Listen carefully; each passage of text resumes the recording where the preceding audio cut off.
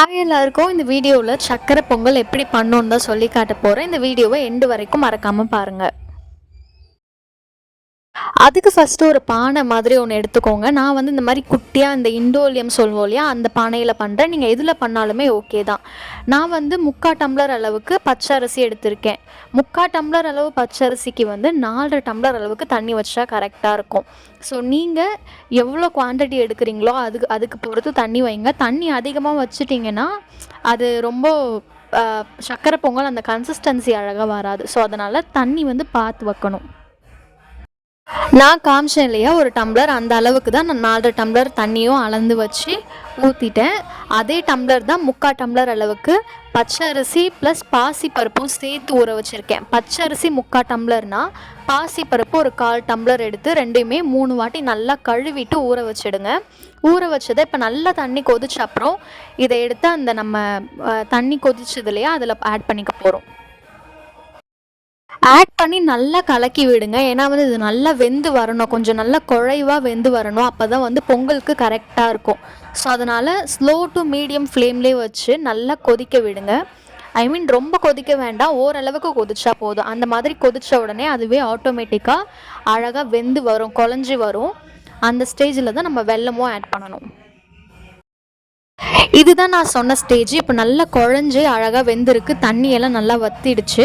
இப்போ வந்து நம்ம வெல்லம் ஆட் பண்ண போகிறோம். வெல்லம் வந்து நான் சொன்னேன் இல்லையா 3/4 டம்ளருக்கு நான் 3/4 டம்ளர் அளவுக்கே வெல்லம் எடுத்திருக்கேன். நீங்கள் எக்ஸ்ட்ராவாக ஒரு 3/4 டம்ளர்னால் 1 டம்ளர் அளவுக்கு வெல்லம் போட்டுக்கோங்க. ஏன்னா எந்த வந்து கொஞ்சம் கம்மியாக இருந்த மாதிரி இருந்தது. ஸோ அதனால் 3/4 டம்ளர் பச்சரிசிக்கு 1 டம்ளர் வெல்லம் எடுத்துக்கோங்க. அதுதான் கரெக்டான ரேஷியோ. இதை போட்ட உடனே நல்லா கலக்கி விட்டுருங்க. நல்லா கலக்கின அப்புறம் நெக்ஸ்ட்டாக வந்து கொஞ்சம் உப்பு ஒரு சிட்டிகை ஆட் பண்ண போகிறோம். அப்போ தான் வந்து ஸ்வீட்னஸ் வந்து நல்லா எடுத்து காட்டும். ஸோ அதனால் உப்பு வந்து சும்மா ஒரு பிஞ்ச் அளவுக்கு நான் உப்பும் ஆட் பண்ணிவிட்டு இது எல்லாமே சேர்த்து நல்லா கலக்கி விட்டுருங்க. வெல்லம் ஆட் பண்ண அப்புறம் லைட்டாக அது கொஞ்சம் தண்ணியாக இருக்க மாதிரி இருக்கும். ஸோ அதனால் வந்து நீங்கள் முன்னாடி வெல்லம் ஆட் பண்ணுறதுக்கு முன்னாடியே நம்ம கொதிக்க வச்சோம் இல்லையா தண்ணி, அது எல்லாமே நல்லா வற்றின அப்புறம் தான் நீங்கள் வெல்லம் ஆட் பண்ணணும். கொஞ்சம் தண்ணியாக இருக்கும் போது வெல்லம் ஆட் பண்ணிட்டீங்கன்னா இதுவும் தண்ணி அதுவும் தண்ணி அப்படி ஆகிடும். ஸோ அதனால் நல்லா வற்றின அப்புறம் வெல்லம் வந்து ஆட் பண்ணிக்கோங்க.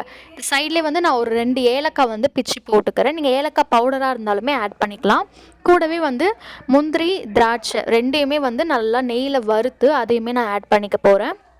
சைடில் வந்து நெய் ஒரு 2 டேபிள் ஸ்பூன் ஊற்றி இதெல்லாம் நல்லா ரோஸ்ட் பண்ணி கொஞ்சம் லைட் கோல்டன் ப்ரௌன் கலர் வர வரைக்கும் நல்லா ரோஸ்ட் பண்ணி இந்த பொங்கலில் வந்து ஆட் பண்ணிவிடுங்க.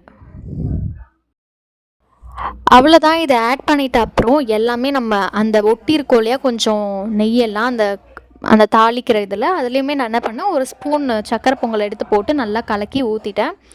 ஸோ அவ்வளோதான், நம்ம சக்கரை பொங்கல் வந்து ஆல்மோஸ்ட் ரெடி. எல்லாமே நம்ம ஆட் பண்ணுறதை ஆட் பண்ணிட்டோம். இந்த ஸ்டேஜில் வந்து இந்த பச்சை கற்பூரம் சொல்லுவாங்க இல்லையா, அது வந்து ரொம்ப கம்மியாக போடுங்க. அது ரொம்ப அதிகமாக போட்டுட்டிங்கன்னா ஒரு மாதிரி ஸ்மெல் வர ஆரம்பிச்சிடும். ரொம்ப கம்மியாக போடணும்.